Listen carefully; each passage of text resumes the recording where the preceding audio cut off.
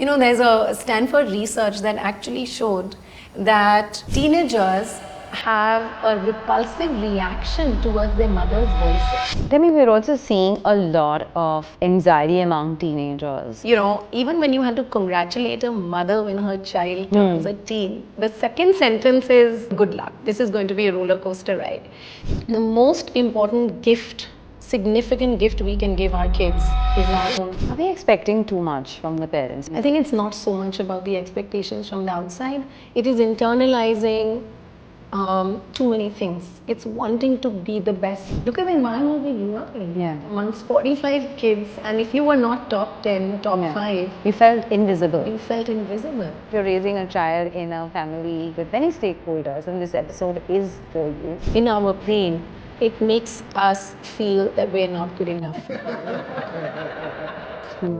And that has nothing to do with age. Whether you're a child or an adult, you will get dysregulated when you are threatened. I think this is a question that every parent asks. Why does my child behave perfectly when he is outside of the house? And then what happens? Why is he a brat at home? It's very important to allow a child some emotional decompressing when they come back from school or a social event, instead of immediately diving into interrogation and correction. When children have meltdowns, right, especially very young, how do you address that moment? Siblings are fighting consistently, like tearing each other apart. Is this some sort of normal developmental behavior, or is this a sign that needs to be taken seriously? Should parents check their child's phone? I've always said that if you feel your child is not ready for a knife, don't give it in their hand. Yeah. If you're feeling the need to constantly check your child's phone, that means you.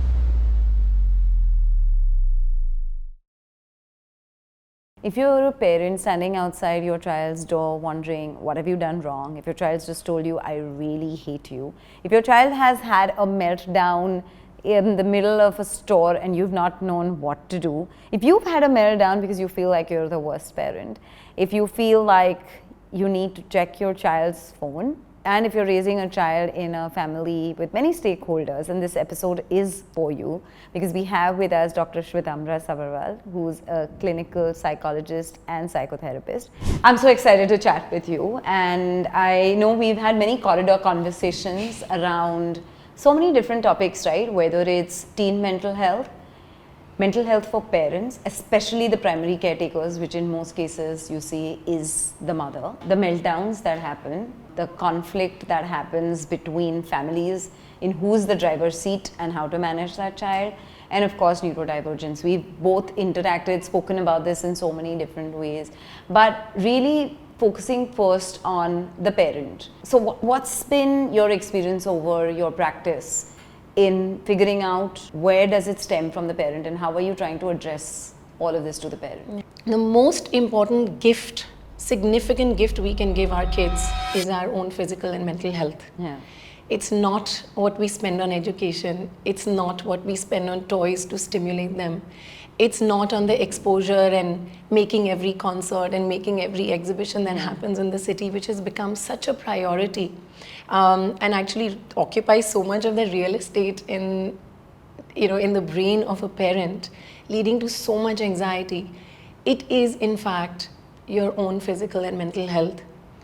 In the course of my practice in the last 22 odd years, I've seen that parents have moved from worrying to becoming actively anxious.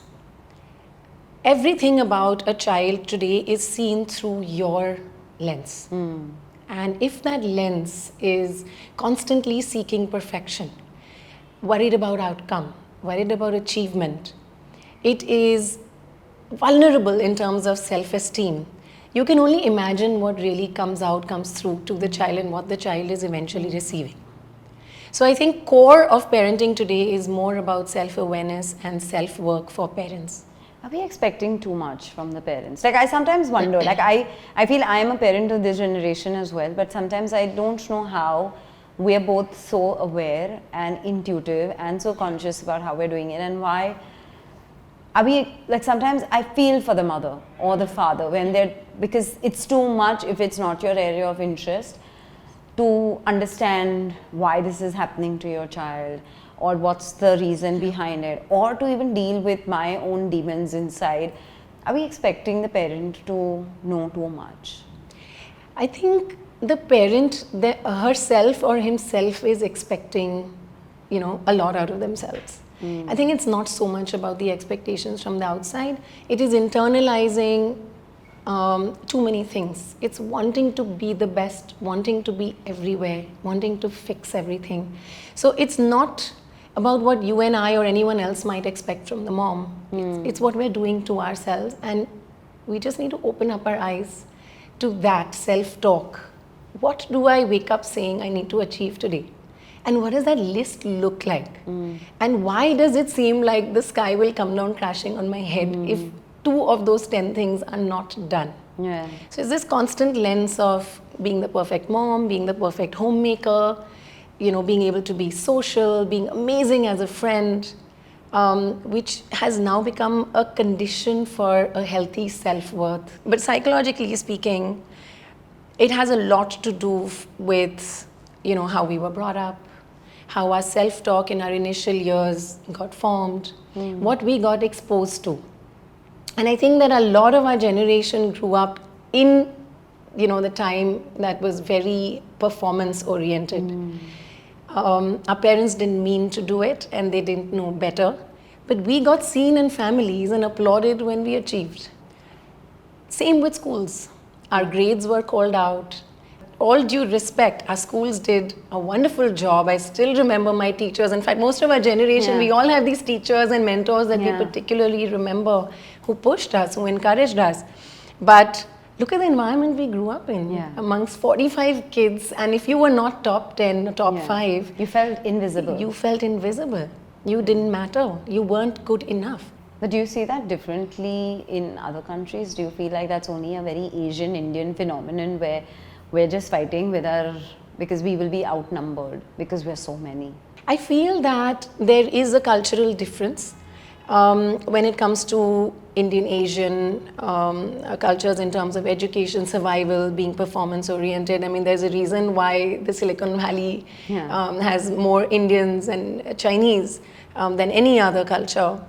But I do feel that this is happening world over, where we have all become about achievement and performance, eventually success, and thereby focusing all our resources on what we will make of ourselves, what our children will make of themselves with respect to work. That's so well said.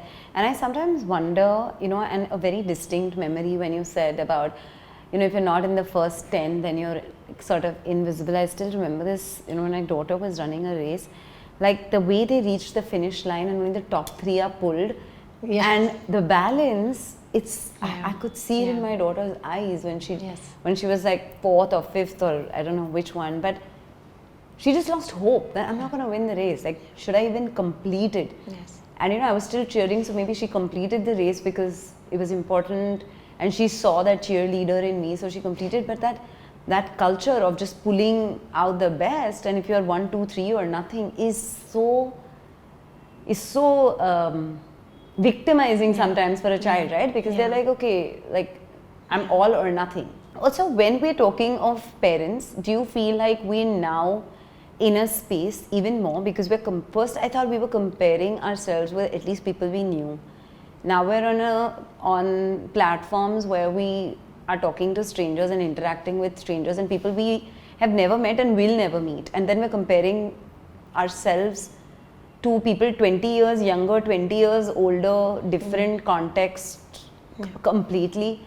Like, what is this comparison doing to us in our brains, and is that the reason why we're so unhappy? Comparison in our brains is constantly dysregulating us. And you're so right, in this age of comparison culture, overstimulation, hyperstimulation with social media, hyper connected to everyone. You're not comparing yourself now to 30, 40 kids, you're comparing yourself to like kids world over.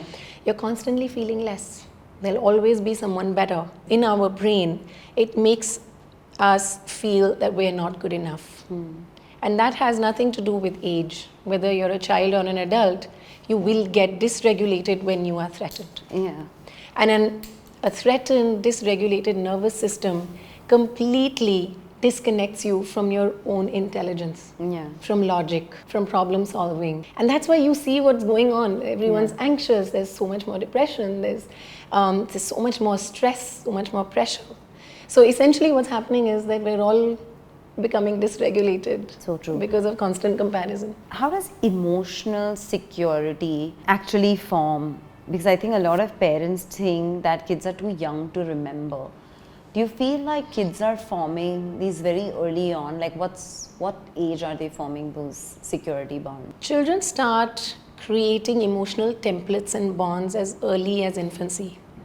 Attachment theories, even Erik Erikson's psychosocial developmental stages, talks about development of these core emotions and templates from 0 to 1, so through infancy. However, I do want to put in this word that early doesn't mean permanent. The brain is very plastic, very dynamic, relationships are dynamic, so it's not like you can't come away from, you can't repair what has already been done.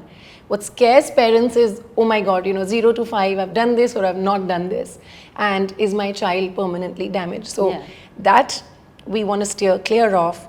But children do start creating a sense of self and self-worth, emotional templates very early on, depending on the repeated relational experiences they have, which is why it's so important to watch out for the caretaker's mental health, availability and presence. When a child witnesses their parents fighting, really what's going on in the brain? Because I know I had got a DM on our Instagram page which says, my child is always seen us fighting. Will he develop the same sort of relationship with his partner or her partner? What can I do? Yeah. It's such a scary and such a sad thing that happens, according to me, in every household. By the way, there will be a lot of parents who will say, we've never had an argument in front of our parents, and I always say that I worry about you as much as I would worry about parents who are actively arguing, because then you're suppressing a lot. And even suppression can impact children as much. So what I'd like to say is that the first thing we want to do is just know that it's not something you can't come away from, that it's not something that you can't repair. There's always a repair strategy. There's always a way to fix the problem. So once it's happened, you can sit your child down and talk about how arguments in a relationship are normal. So it's important to normalize having an argument or disagreeing in a family, and I think that itself gives children so much peace. Parents are a child's home, and that's where they get a sense of safety from. That's where they belong. When they see two parents or one parent dysregulated, their idea of stability starts to shake up. It's not something that's not going to happen when they step outside the house. And we talk about what are the things that we won't say, how we won't make personal comments, how we won't raise our volume to a certain degree. I think this is a question that every parent asks. Why does my child behave perfectly when he is outside of the house? And then what happens? Why is he a brat at home? Let's look at it this way. On an average, a middle school child is waking up between 6 and 7, going to school, coming home between 2 and 3 or 4. And so for those 8 to 10 hours, they're navigating, hundreds of things. There's managing performance and identity and authority. There's rules and there's structure. They're masking so much. They're suppressing so many impulses. So they're constantly in, managing, operating mode. And so I think when they come back, all they're doing is decompressing. It's just a depleted nervous system. Like an adult would experience after hours and hours, maybe you'd be able to pull through a few more hours than a child. So essentially, it's very important to allow a child some emotional decompressing when they come back from school or a social event. Instead of immediately diving into interrogation and correction and observations of how you behaved outside and how you're behaving right now, allow them a transition ritual. And I talked to a lot of parents about this. I said, when they come back from school, how about you allow them some transition time? They've just spent 8 hours being a certain way. Yeah. Following rules that they actually don't like. You and I don't appreciate a lot of those rules. You know, if we are made to do that for an 8 to 10 hour stretch. So it's important that we empathize with that and we give them some room. So very simple, consistent transitional rituals, for example, a snack, a cuddle, a shower, some music at home, and then get into a little bit of questioning and then, if needed, correction. That's lovely. I love that emotional decompression.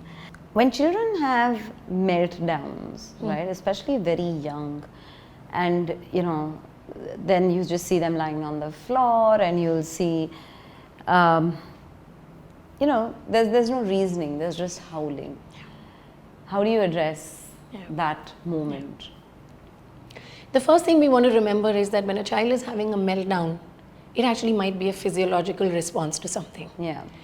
You know, what we tend to do is we internalize it. I'm not doing a good job. My child's, you know, I've ruined my child. I've lost this opportunity of creating the most precious human being on earth. And so we, you know, start beating ourselves up. It seems like we've lost a very big battle.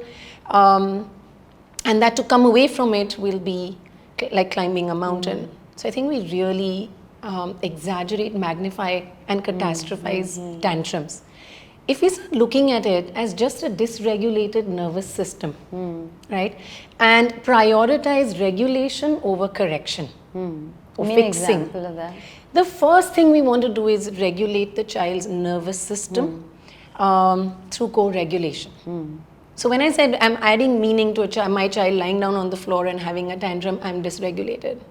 I don't have my intelligence accessible to me to be able to deal with that situation. I've already failed myself. So I want to regulate my nervous system. Then I have a dysregulated nervous system, you know, in front of me that could have just been a physiological or an emotional overload. Yeah. It has nothing to do with the candy you refused. Yeah. You know, or the sleep time that you are regimental about. Yeah. So you want to regulate that body, that physiology, that nervous system. So the first thing we want to do is focus on regulation. And there are tools like breathing, there are tools like mirroring, there are tools like validation of an emotion. That must be hard. I see you don't want to sleep. I see that you really want that candy. See that child, validate that emotion, then jump into correction. Yeah. So if you're in a situation where there is a meltdown, the first thing you want to do is regulate the nervous system through different tools and then look at how you can correct. Physiologically, I feel like it's also important when you reflect on this that what really caused it. Was the child very hungry? Was the child very sleepy? Yes. Was the child very tired? Right? Something has to be that trigger point for the child also to, you know, just have that meltdown, because it's after a point in time it just forms a pattern. Then there's something, like I know this one mom who told me that every day at 7:30 my child just has a meltdown. What should I do? And then when, you know, we asked a lot of questions and she said, oh, he wakes up at 6 a.m. and I don't let him take a nap so that he goes, and I make him sleep only at 8:30. I said, it's time to prepone that nap, because the child is just exhausted and you're not letting him take a nap for your convenience or for whatever schedule that you need to maintain, but it's just a 2-year-old child. Right? Wow, the child was 2. Yeah. Okay. And I don't That understand explains why it, an urgency to drop the nap, because the child is obviously not. It's like, no, he's too hyper. I need to burn that energy. If he takes a nap, he can pull through many hours. Sure. So, you know, and clearly that just half an hour shift can make so much of a difference, right? I think a lot of times tantrums or meltdowns are about not being seen and not being heard as well. Yeah. So, you know, imagine your child coming to you and saying, Mama, this happened. And you say, yeah, 1 second. Yeah. You know, I heard that, but give me a minute. And then the child says, no, but this is important. I need to tell you about it. And you're still with your phone, you know, or giving some instructions, or you're looking at them completely dazed. You're really not listening. And then what the child's going to do is the child's going to shake you or tug or pull, you know, and ask for more attention. And then if that still doesn't work, that child's going to get louder. What they're doing is not really seeking attention. I mean, I don't like that word when we use I that for do kids, you know, feel that this is that attention tantrums seeking. are an attention-seeking behavior. Yeah, they're communicating. Yeah. I always like to correct parents and say, it's not attention seeking. They're communicating their Yeah. distress. Like even when we fight as couples, how we just sometimes have non-verbal communication. Like we'll bang something so we want our partner to Yes, sort of notice, right? And how does Yeah. that feel when Yeah, sure. you go unheard for 3 times, right? Then you just deliberately bang that plate or that whatever comes in front of you, right? Sure. That meltdown is nothing Yeah, but, yeah. hey, look at me, I was calling out for so long. Absolutely. So I always say that, you know, for parents to understand that it might be attention seeking is Yeah. okay. But it's so quickly, when you use that term for children, it kind of labels them and they still go misunderstood. Yeah. So the Yeah. need is there. What they're doing is they're communicating to you something, Yeah. and then you really want to zoom into what they're trying to communicate and what their need is. Absolutely. More often than not, just doing that effort douses the whole situation. Yeah. Tell me, when we're talking of siblings who are, and while we're on the fights and the meltdowns, siblings who are fighting consistently, like tearing each other apart, is this some sort of hitting, screaming? Is this some sort of normal developmental behavior, or is this a sign that needs to be taken seriously? Ooh, a bit of both. I think it's absolutely normal. Yeah. There is one other human who is as important to your parents, and that could be Yeah. the birthplace of feeling shafted, feeling disappointed, feeling jealous, and those are all very normal emotions, by the way. You know, Mansi, the sad thing is that I've seen a lot more adult siblings in difficult or dysfunctional relationships than kids. Because with children, you can still pass it off as something that's developmental in nature, they'll outgrow it. But I have seen as many adults, both brothers and sisters, sister and brother, having dysfunctional relationships. And very often it is all about their sense of self vis-a-vis the other. When even in adulthood, they become these little children who say, mom likes you more, dad appreciates you more, they didn't see me enough, they did more for you, you got to go to this university and I didn't, you know, I had it harder and you had it easier. And they literally, they get into their childhood bodies when they're trying to sort these things out. So in matter of significance, I think it is something that's important for parents to start becoming aware of and getting acquainted with, that there are strategies to start introducing at home, to not insist on equal time or equal treatment, because let's face it, it's not possible. It's not humanly possible to on a scale say you'll have this much time and you'll have equal, you know, this much time. But what's important is attuned parenting. When you have not noticed a child in a situation, come back from it saying, at that time your brother just needed me more, I'm sorry I couldn't do this for you, but now I'm here. Right. You know, sometimes I feel the children who are struggling the most are probably the ones who are acting out. They're the ones who seem fine, they have it all under control and all of that. Tell me about the high-functioning, anxious child, the ones, you know, who are getting the grades or very well behaved or not displeasing, but are completely unraveling inside. Yeah. My heart goes out to them. The first thing I want to say is they are definitely children who are not isolated from problems and challenges. The worrisome thing is that they're suffering in silence and that they mask their suffering with success. And that is something that we cannot afford to let go unnoticed. Because they also need strategies to cope with challenges and stress. So very often their usual answer to how are you doing and how's school will be everything's great. I'm fine, you know, this was great, I had a great time. And so it's very difficult to catch on early enough whether they are feeling anxious enough. So I think keeping our eyes open to, are they very hypersensitive to criticism? You know, is their self-worth perpetually depending on praise and performance? Are they constantly talking about performance, whether it's their own or someone else's?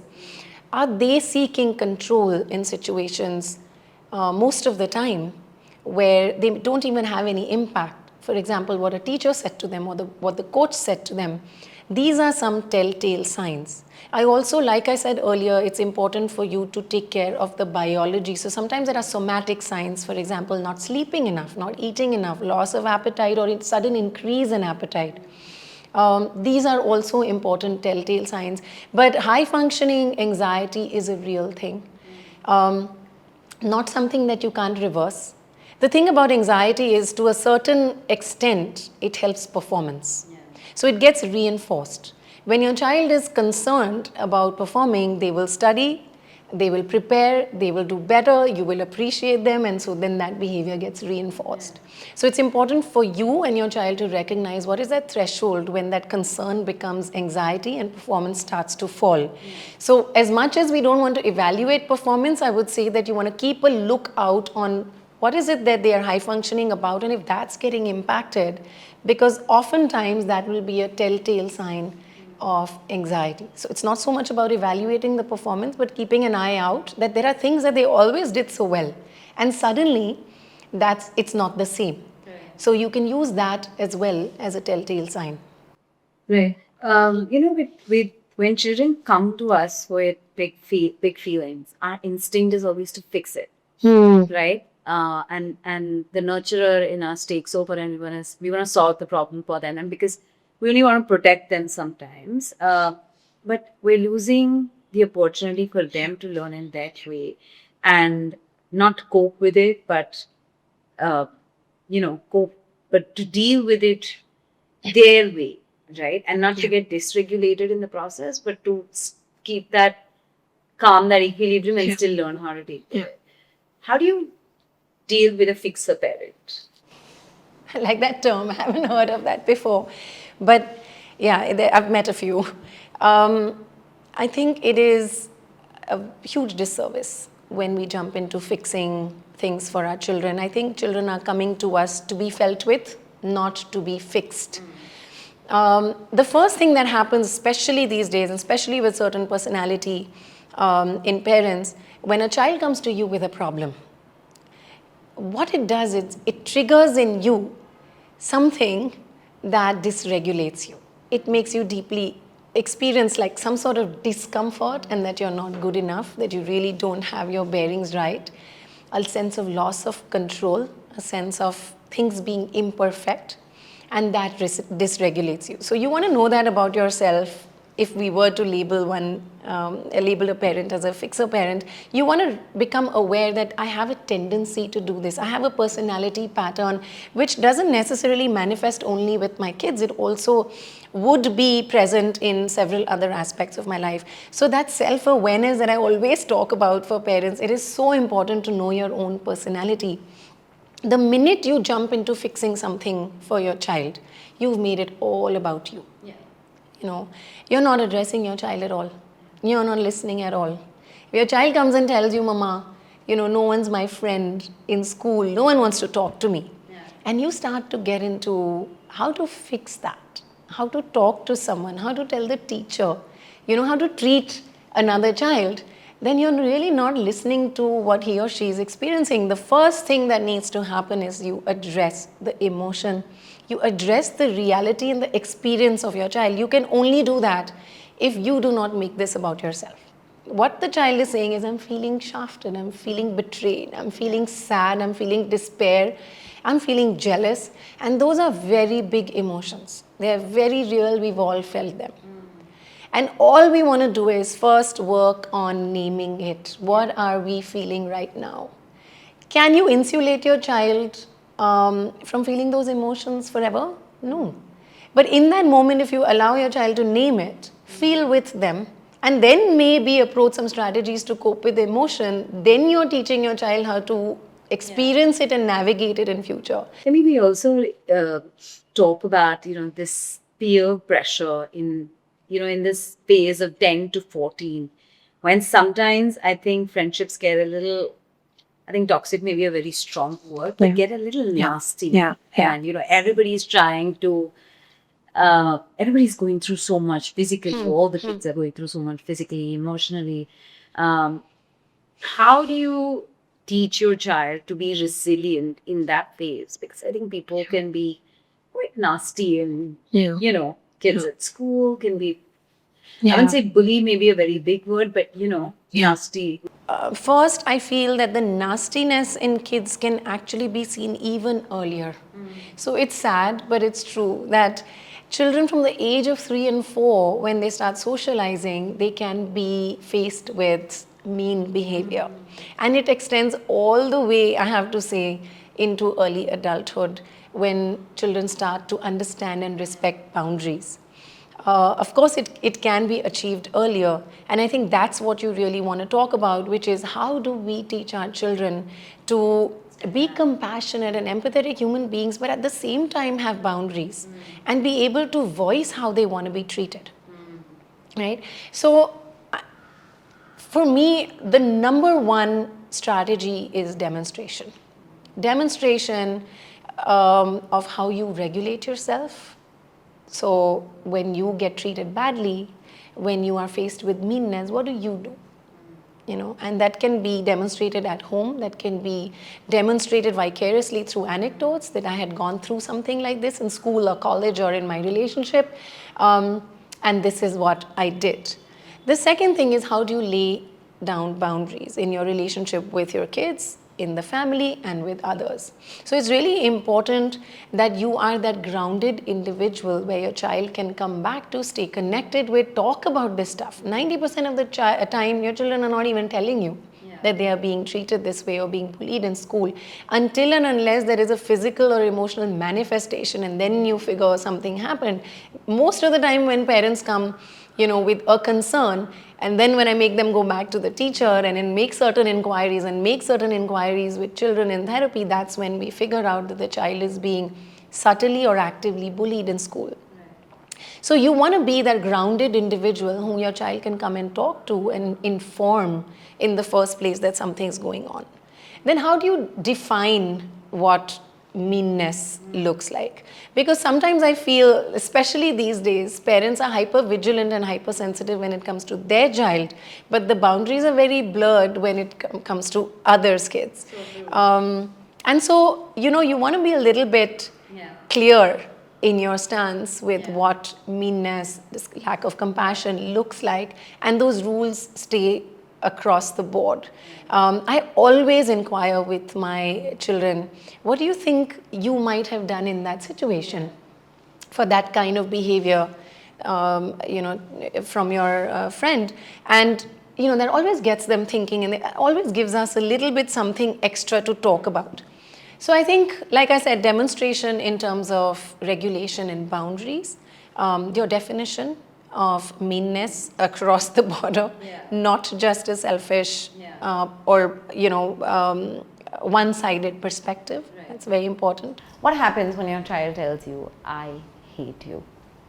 Right? And I remember when I was interviewing Priyanka Chopra's mom, and she told me so a couple of things. One, you know, I always never took it personally, and I always realized that something's lying underneath that I hate you. And then very interestingly, when I was writing my book, The Parents I Met, and I interviewed Dr. Madhu Chopra, who's Priyanka Chopra's mom, and she said, Mansi, there will be this phase, 12 to 17, where you just need to be their punching bag. And that phrase stayed with me for like now 4 years later, because I just feel like that punching bag with boundaries is just so important, because they don't know where else to do it, right? Like they just default come to you because they don't know where else, like you said, emotional decompression. How beautiful for them to come to you, you know, where you're the safe place where they can come and unravel. So while it's not an excuse for bad behavior and disrespect, that's where the boundaries come in. They have to have a safe place where they can come and, so true, you know, really thrash it out. And tell me, we're also seeing a lot of anxiety among teenagers. A lot of school, it could be a lot of peer pressure, it could be a lot that they're seeing on social media, a lot of shows that they're watching. Like, I don't know why we blame it alone on social, but even what they're consuming on streaming platforms. Like, because now you're not only looking at a teen in school, you're looking at a teen in the United States or any other country. How how do we go about dealing with, how do you expect children to deal with this? Like, is there like a formula or? Okay, I'll try and give you a formula by the end of it. The first thing I want to say is that I think teenagers are largely misunderstood. I think that age group, even when you had to congratulate a mother when her child turns a teen, I think the second sentence is, good luck. Yeah. With it. Yeah. Now, this is going to be a roller coaster ride. So I think the narrative in all our heads has to shift from here begins trouble to the child will experience a lot of trouble. Yeah. And when I say that, I mean first physiologically. We need to understand that this time is the toughest for kids because they're going through so much, both on the inside and outside in their environment. That is why teenage years are messy. Because they're going through a lot of changes, and the minute you come from that compassionate stance that this is not about me, this is about the struggles they are experiencing on the inside, a lot of your emotions and your behaviors around that will change. That said, teenagers are now exposed to a lot more than what we are used to knowing. Yes, with social media, their environment, just lack of certain resources and availability of some resources too soon. So, overexposure, there are chances of now teenagers experiencing anxiety a lot sooner than what we would have seen earlier. How are you going to be able to tell if your teenagers experiencing anxiety? Because what you see is a teenager who walks in with their hoodie on their head and goes straight in their room, doesn't want to talk.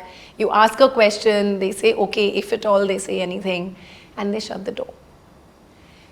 It's important that we try and create a space to connect with them. You're going to have to follow their lead when it comes to the amount they want to communicate.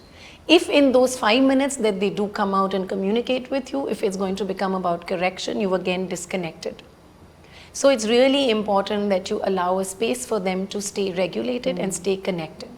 It's not easy, but this is what we can do. Asking questions and approaching them through curiosity, then actually trying to shove some corrections down their throat in the little precious time that you have will change the game. The second thing that can happen is do more than converse more. There's a Stanford research that actually showed that teenagers have a repulsive reaction towards their mother's voices. Especially boys, which is so heartbreaking. When I read it, I said, my God, this is all we needed. Now it's written in science, it's written in stone. But it's a reality. So they want to avoid because they are struggling. They don't want to avoid because you're no good. They will still come and make contact with you. What are you doing with that, with those few precious moments? So asking questions always helps as opposed to advising and correcting. Teenage anxiety is important for us to be able to spot before it's too late.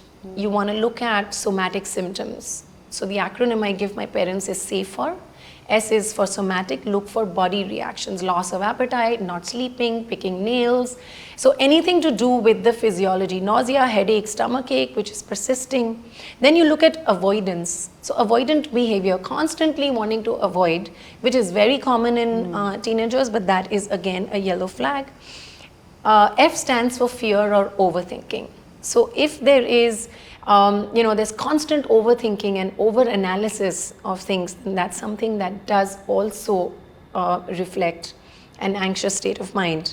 Then E, emotional shifts. If they're easily irritable, too many anger outbursts, moodiness, so there's very quick transitions and shifts from one mood to the other, very excited, almost manic, elated, overjoyed, not being able to contain the good emotions, as well as feeling too deeply the negative emotions such as the sadness and despair and anxiety. And the last one, R, stands for regulation struggles, when they're not able to regulate themselves. So those are some of the things that can be looked out for when it comes to being able to assess if your teenager is going through anxiety. Right. And is that the time that if they do not meet the safer bit, then do they start seeking for professional help then? I would say the earlier the better. Please don't wait for a crisis or a disaster to happen. I also feel that, in India today, we're raising a child with so many different stakeholders, right? And everybody wants to have a say. It's like running a business, right? Where you have many, many shareholders. There is the grandparent, and there is the uncle, and there's the aunt, and there's the mother, and there's the father, and now there is a nanny as well, right? And then this child is confused, really, where am I supposed to take the instructions from, and which way is the right way to go? Because mom says less screen time, Dadi says come watch with me, and then somebody else is saying, okay, now we're also watching a 3-hour IPL match. So the child is like, okay, really, who am I supposed to follow? And obviously he's going to follow the path of least resistance. Yeah, sure. How do you work with families like that? This equation is a tough one to navigate, but let's just say that it's not impossible. I see a lot of strength in bringing up children Of course. with family. I think Indians and Asian culture have that and have proved that over time, that there are so many advantages of being able to do that. There is something known as a primary caretaker, and that needs to be established in the family. So it's a conversation that the adults in the family need to sit down and have, that, when it comes to certain habits, to disciplining, can we have one person or one rule that everyone will follow? Because the confusion that this will create for the child will be detrimental to him or her. Yeah. This has nothing to do with whether dadi is more important or nani is more important, whether dad is more important or mom is. This is about the child. Yeah. And so we need to communicate with the other family members, the extended family members, that we're keeping the child at the center of this, and we really need your help and cooperation to not confuse the child. So I think those conversations go a long way. Yeah. I have in my practice and in my own family seen that adults do cooperate. When I'm talking about adults, I mean like the seniors in the house. They do meet you halfway, they do cooperate, and there needs to be an open space, safe space, even for them to say that, listen, but I do want to, for example, take them to the mandir once in a while, or watch a religious TV show with them. When can I do that? And then you kind of you communicate and see the value in it. It does take a village, by the way, to bring up a child. I'm a strong believer of it. And if we manage to navigate this right, there can be so many amazing strengths that can come out of it. I'm just going to ask you one of the concluding questions. Who are you seeing maximum come through the door at Minecraft in your practice? Maximum, like what are the biggest problems that we're facing today? I think one of the biggest concerns is, or biggest manifestations of a concern is anxiety. I think a lot of people are struggling with anxiety. This can be manifested in relationships. So a lot of couples, this is manifested in parenting. So a lot of parents that come, lots of children who are coming, adolescents, college kids. So I have a mix, I have to say, of people coming in, but one of the common things amongst them would be anxiety, and that's coming from wanting to do everything and wanting to do it right and wanting to do it perfectly. Right. So I think that seems to be the new epidemic where you have to have everything right. Do you see a lot of exam anxiety or a performance-based anxiety come into children these days? It's real. It does happen. It's not very common. I think parents experience exam anxiety a lot more than children these days. But it's a real thing for the kids who are experiencing it. It can they just blank out. It can be debilitating. I've had children at the clinic who actually start shaking when they have the paper come in front of them. They faint, they vomit, they have nausea, they don't want to go to school, they completely blank out and not able to write at all. So anxiety for exam can show up in some really, really significant and paralyzing ways. But believe me, it's not a very difficult road to treatment and remission. It's something that can be easily treated. And how can parents work with students like this? I think it's important for both parents and school to seek out professional help. It's not something that can be fixed over a conversation between parents and teachers and And kids, there are very clear set of tools and strategies that need to be taught to the child. There has to be regulation, there has to be slow exposure. Eventually you want the child to be able to go back and give that exam, be exposed to a situation like that and not manifest this form of anxiety. So it's not about advice and it's not about what has worked for you. It's about getting a professional to understand exactly where this is coming from, because very often this might have nothing to do with the exam. Right, right. Interesting. Should parents check their child's phone? And I want to spend a minute here because I got this question the other day where a parent, and it was strange that she said, I need to check my child's phone. I said, and why do you want to check your child's phone? And she said, I just need to because she's going onto these websites and blah, blah, blah. And I said, what will be the bigger win? Will the win be to understand why she's going to these websites or to get through to her phone? And she's like, just get through to the phone. Yeah. So how important, I mean, to me, it's a relationship broken. And lack of trust. I was going to say, I think the bigger one that goal here is to achieve connection with your child, where you won't have to Why have we check. become so transactional? Yes. Why do we want to win this battle of knowing the password when actually the password can just be easily changed? Right? I've always said that if you feel your child is not ready for a knife, don't give it in their hand. Yeah. If you're feeling the need to constantly check your child's phone, that means you've given it too early. And that says something about us. That says something about the peer pressure we are experiencing and not being able to hold the lines. Children need roots and rails, both. So that's communicating that my child is not ready for it and I've gone and given her or him something that might potentially create some sort of damage. Once we've given it, it's important to have this connection and trust between children and you, that you know that even if you had to pick up the phone and check something, your child should be okay about it. I had this with my son for the longest time in the first 2 years of him having a phone, and then first 2 years of him, in fact it stays. I mean, if I pick up his phone, I don't see him flinch. There is no password. And that communicates to me that there's nothing to hide. For him to hide. And that can happen through connection, through conversation. You willing to receive the individual personality that you have worked so hard to bring up. So they don't have to agree with everything that you've said.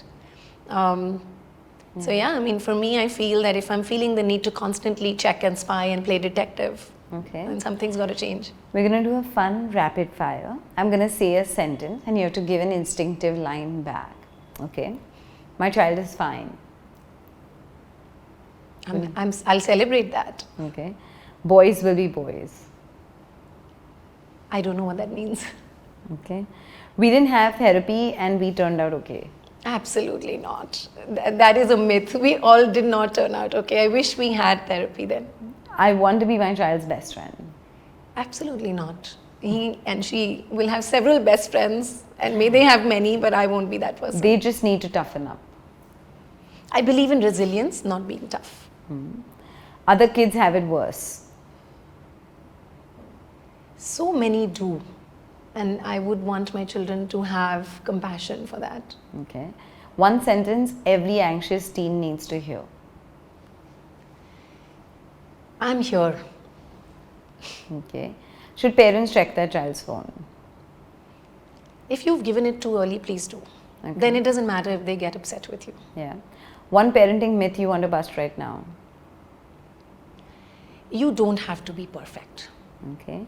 Your child looks you in the eye and says, I hate you. What's the one-line response? Before I say something, I want to breathe 5 times. I want to regulate myself. And this has nothing to do with me. This has everything to do with what my child is struggling with. Okay. You did very well, I must say. I obviously started this episode as the host of this podcast, but I'm ending it with a mom who feels every word of the conversation that we've had. I think I've never been on the same page with any of my guests as much as I have been today. So thank you. Thank you for doing this. For parenting tips, celebrity interviews, recipes, conversations with experts, DIYs, and lots more. Subscribe to Kidsstoppress now.